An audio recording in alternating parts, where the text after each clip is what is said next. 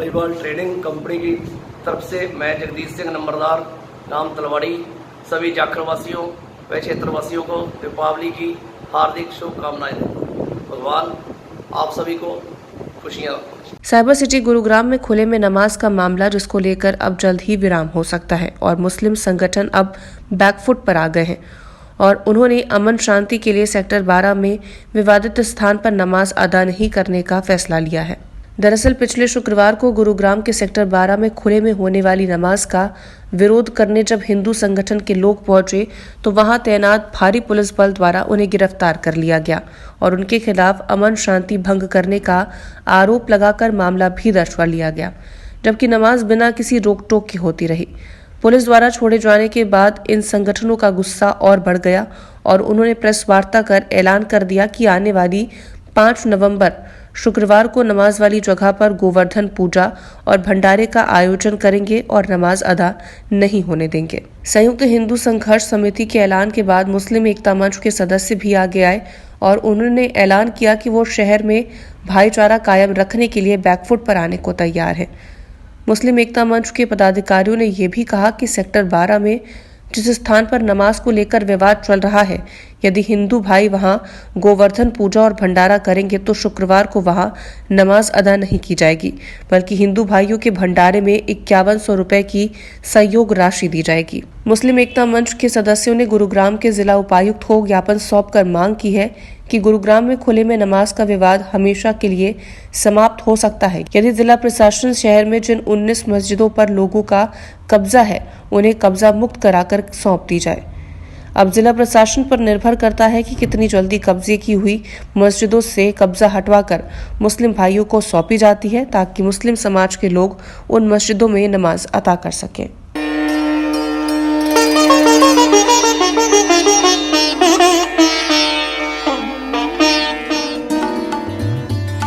नमस्कार, मैं doctor Rohit Sharma, Shri Ram hospital Jakhal near bus stand से आप सभी मंडीवासियों को मेरी तरफ से दीपावली की हार्दिक शुभकामनाएं। और आप सभी मंडीवासियों की सेवा में मैं हमेशा 24 घंटे के लिए तैयार हूँ। कभी भी किसी भी टाइप की मेडिकल सुविधा के लिए कोई भी जरूरत हो प्लीज़ संपर्क करें। ये है कि आज इस प्रेस वार्ता में हमें इस विषय पर आशीर्वाद देने के लिए श्री श्याम ठाकरान जी, जो 360 गाँव के हम लोगों ने तय किया है। कल हमारी एक बैठक थी, उस बैठक में 40 लोग उपस्थित थे और इस शहर के, इस ज़िले के सभी धार्मिक और सामाजिक संगठनों के मुखिया वहाँ पर थे। हरियाणा प्रदेश के आर्य समाज के मुखिया थे, ज़िले में या 22 अलग अलग से यूनिटें उनके आर्य समाज के मुखिया वहाँ पर थे, सनातन धर्म के थे, गीता भवन के थे। ऐसे सभी मुखियाओं के साथ एक बैठक करने के पश्चात कल ये निर्णय लिया गया कि आगामी शुक्रवार को, जिस दिन गोवर्धन का दिन है, दिवाली से अगले दिन हिंदू समाज इसको व्यापक रूप से मनाता है, उसको वहाँ पर 12 सेक्टर के उस स्थान पर जिस पर सरकार ज़बरदस्ती अपने बल पर, अपने संगीनों के साये में अवैध गैर कानूनी नमाज अदा करवा रही है, उस जगह पर हम ये कार्यक्रम करेंगे। उसमें 5000 की संख्या का आपने लक्ष्य तय किया गया है। हम चारों यहाँ के ज़िले के विधायकों से संपर्क करेंगे, उनको इस विषय की जानकारी देंगे और इस विषय में हमारा साथ दें और हरियाणा सरकार को ध्यान दिलाएं। ये हमसे आज ही संपर्क करेंगे। गुरुग्राम के सभी पार्षदों से हम संपर्क करेंगे। गुरुग्राम के जितने भी यहाँ पर मंदिर हैं, उनकी समितियाँ हैं, उनके अध्यक्षों से हम संपर्क करेंगे। गुरुग्राम में जितनी RWA हैं, उनका गठन है, उनके प्रधान और सचिव से हम संपर्क करेंगे। आम आदमियों से हम अपील करेंगे कि बड़ी संख्या में वहाँ पर आकर के उस कार्यक्रम में हिस्सा लें। और इतना ही नहीं, वहाँ पर प्रसाद वितरण होगा गोवर्धन का, जैसे हम अन्नकूट खाते हैं वो प्रसाद की व्यवस्था होगी। ऐसा एक कार्यक्रम, भव्य कार्यक्रम, ये एक विरोध प्रदर्शन करने की शांति प्रिय ढंग से, अनुशासित ढंग से वो हम उस स्थान पर करेंगे। हमारे कार्य में व्यवधान कोई डालता है, ये उसकी चिंता है। वो समाज देखेगा, सरकार देखेगी, लोग देखेंगे, मीडिया देखेगा, वो ये कौन सही है कौन गलत है। हम सब अपने अधिकारों के लिए, अपने हिंदू समाज की सुरक्षा के लिए, हिंदू समाज की अस्मिता के लिए हिंदू समाज को जीवित रखने के लिए, उसमें शौर्य बना रहे, इसके लिए हम सब काम करेंगे और किसी भी हद तक बलिदान देने के लिए तैयार होंगे। हमने पीछे 26 तारीख को उपायुक्त को भी ये बताया था कि देखिए ये संगठन, इस संगठन में काम करने वाले लोग वो डराने से डरेंगे नहीं, उनको जेल जाने की चिंता नहीं। अभी दिखा दिया है इन्होंने, कुलभूषण जी के नेतृत्व में ये सब ने देखा है। 26 लोगों ने नारे लगाते हुए और कहते हमको गिरफ्तार करिए, भेजिए, जेल भेजना है। तो इसी प्रकार से हमारे एक और कार्यकर्ता भी, उनको भी ऐसे जेल में जाना पड़ा, इसकी कोई चिंता नहीं। लाठियाँ चलाएंगे, लाठी खाएंगे, जेल जाएंगे, जेल भेजेंगे, जेल जाएंगे। और इतना ही नहीं, अगर आपको लगता है कि इस देश के मुसलमानों की सुरक्षा के लिए अगर ये सरकार पैदा हुई है, उनकी सुरक्षा के लिए ये प्रशासन है, तो अगर गोली चलाएंगे तो भी मैंने उस दिन भी कहा था, हम में से कोई कार्यकर्ता भागेगा नहीं, हम सीने पर गोली खाने को तैयार हैं। लेकिन हिंदू समाज के लिए, इस देश के लिए, इस राष्ट्र के लिए, यहाँ की कानून व्यवस्था के लिए, यहाँ के लोकतांत्रिक अधिकारों के लिए हम अपनी जान भी देने को तैयार हैं। ये हमारा संकल्प है, ये हमारा कमिटमेंट है, ये हमारा धर्म है। उससे हम डिगेंगे नहीं, हटेंगे नहीं, भागेंगे नहीं। अंत में प्रशासन, सरकार को ये मजबूर होना पड़ेगा कि वो इस हरियाणा में उत्तर प्रदेश सरकार की तर्ज पर, महाराष्ट्र सरकार की तर्ज पर एक अध्यादेश जारी करे, एक कानून बनाए कि सार्वजनिक स्थानों का उपयोग, जिसके लिए सब टैक्स देते हैं, यहाँ पर पार्कों के लिए सब टैक्स देते हैं, कोई खाली जगह है तो हम सब टैक्स पे करते हैं, किसी एक समुदाय को, कुछ लोगों को वहाँ पर ये उपद्रव फैलाने के लिए, अपनी आस्था को व्यक्त करने के लिए कोई इजाज़त ना मिले। हरियाणा सरकार इसमें पहल करे और ये सकारात्मक पहल जब वो करेंगी तो अमन शांति रहेगी। अगर वो नहीं करते हैं ऐसा, पुलिस टकराव चाहती है तो फिर अशांति पैदा होगी और उस अशांति का और उस व्यवस्था का जिम्मेवार संयुक्त हिंदू संघर्ष समिति नहीं होगी, यहाँ का हिंदू समाज नहीं होगा, यहाँ के आम नागरिक नहीं होंगे। अभी गेंद प्रशासन और सरकार के पाले में है।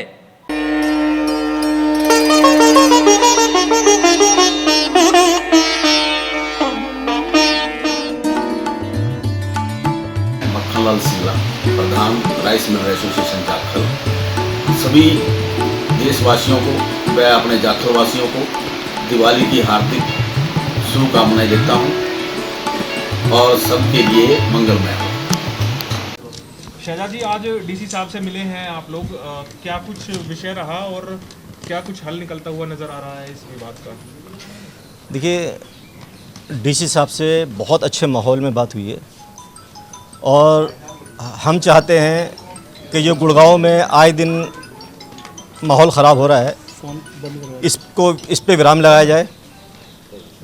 तो उसके लिए हमने सीएम साहब, डीसी साहब के माध्यम से सीएम साहब को एक ज्ञापन दिया है और डीसी साहब को भी ज्ञापन दिया है। हम चाहते हैं कि शहर के अंदर भाईचारा, समरसता बना रहे, चाहे हमें बैकफुट पर ही क्यों न जाना पड़े, लेकिन हम नहीं चाहते कि नाम कि शहर का माहौल, हमारा जो हिंदू भाइयों के साथ में भाईचारा और फैमिली रिलेशन है, वो किसी भी तरह से ख़राब हो। बैकफुट का अर्थ क्या निकाला जाए? बैकफुट का अर्थ ये निकाला जाए कि नाम कि सेक्टर 12 में और कई जगह पर नमाज़ें बंद हैं, तो उन लोगों ने, महावीर जी ने और कई सारे लोगों ने, संगठन ने एक आह्वान किया है कि नाम है कि जहाँ पर नमाज़ पढ़ी जाती है वहाँ हम जो है ना गुरुधन पूजा करेंगे और वहाँ पर भंडारा लगाएंगे। तो हम उनका स्वागत करते हैं, कोई बात नहीं, वो आएँ, भंडारा लगाएं, हम उनके साथ हैं और उनके साथ में खड़े होने के लिए, कंधे से कंधा मिला के चलने के लिए 5100 रुपये का योगदान भी हम उनको देंगे ताकि हमारा भाईचारा बना रहे।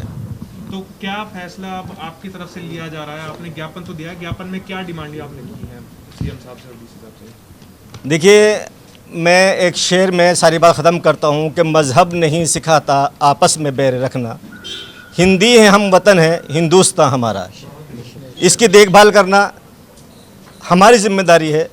तो जो आप कह रहे थे कि बैकफुट पे आने का मतलब क्या है, वो मतलब यही है, क्या नाम है कि अगर हमारे बड़े भाई, हमारे हिंदू भाई किसी चीज़ के लिए कहते हैं तो हम उनसे एडजस्ट होने की कोशिश करेंगे, और अगर फिर भी वो आगे बढ़ के हमें पीछे धकेलते तो हम पीछे आने के लिए तैयार हैं। फिर इस बार सार्वजनिक जगहों पर जो गुरुग्राम में 37 जगह बताया गया कि चिन्हित की गई है, क्या उन पर नमाज होगी इस बार शुक्रवार? देखिए 37 जगहें जो हैं क्या नाम है वहाँ पे नमाज होगी। हमने आपसे पहले भी कहा क्या नाम है कि हमने समरसता भाईचारा पहले कायम करना है, इंसान पहले, इंसानियत पहले, मज़हब बाद में है। तो प्रशासन के साथ मिलके जो भी प्रशासन आदेश देगा और जो हमारे अक्सरियत हिंदू भाइयों की और हम मुस्लिम भाइयों की सहमति होगी उस तरीके से काम करेंगे। अभी आगे मतलब बातचीत का दौर चलेगा, एक सहमति बनाई जाएगी? हाँ, आगे बातचीत का दौर चलेगा।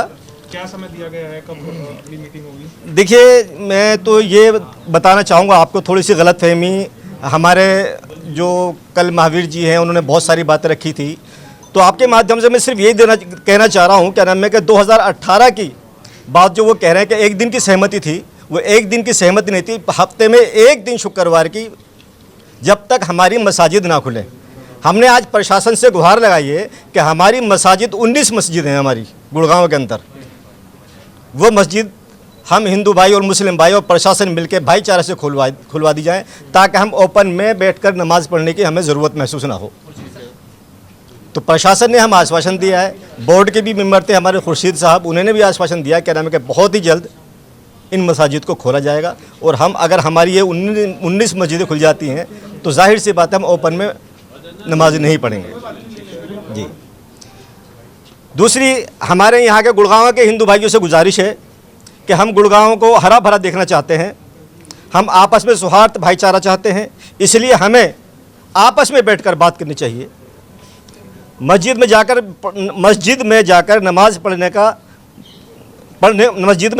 पढ़ने को तैयार हैं, अगर हमें आप मस्जिद खुलवा के दे देते हैं तो हम सब मिलकर प्रशासन के साथ मस्जिद को खुलवाते हैं, जो कि कहीं ना कहीं आप लोगों के कब्ज़े में है।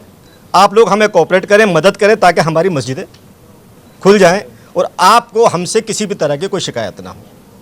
मैं आपके माध्यम से फिर कह रहा हूँ कि अगर वो उसी जगह पर गोवर्धन पूजा और भंडारा लगाने के लिए तैयार हैं हमें पीछे हटा के, तो हम तैयार हैं। 5100 रुपये का योगदान हमारे लिए हम मुस्लिम समाज की तरफ से उनको देंगे, ताकि हमारा भाईचारा न टूटे। बस आपके माध्यम से पूरे गुड़गांव वासियों को यही संदेश देना चाहते हैं। धन्यवाद।